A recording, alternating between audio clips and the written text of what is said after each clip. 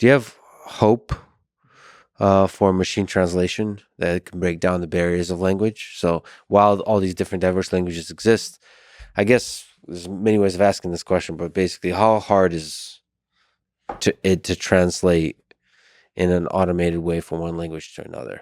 There's going to be cases where it's going to be really hard, right? So there are concepts that are in one language and not in another. Like the most extreme kinds of cases are these cases of number information. So exactly, like good luck translating a lot of English into Piraha. It's just impossible. There's no way to do it because there are no words for these concepts that we're talking about.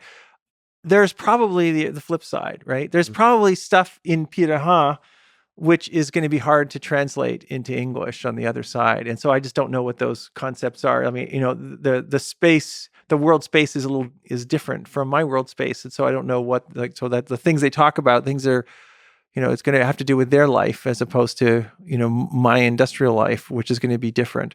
And so there's going to be problems like that always. There's maybe it's not so bad in the case of some of these spaces, and maybe it's going to be harder in others. And so it's pretty bad in number. It's like, extreme, I'd say, in the number space, exact number space. But in the color dimension, right? So that's not so bad. But it's a problem that you don't have ways to talk about the concepts. And there might be entire concepts that are missing. So to you, it's more about the space of concept versus the space of form. Like form, you can probably map. Yes.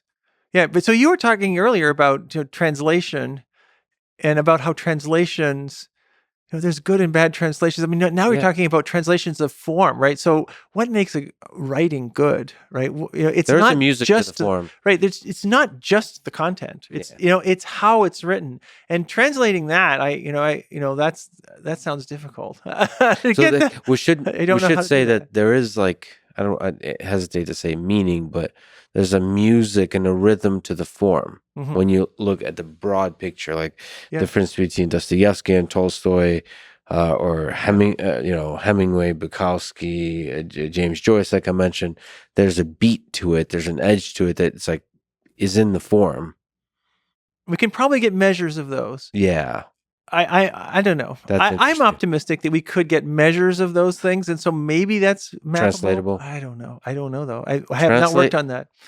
I would love to see that sounds totally fascinating. Translation to Hemingway is probably the lowest. I would love to see different authors, but the average per sentence dependency length for Hemingway is probably the shortest. That's your sense, huh? It's simple sentences with short. Yeah.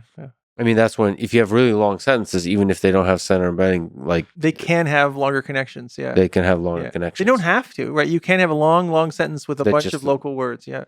But it is much more likely to have the possibility of long dependencies with long sentences. Yeah.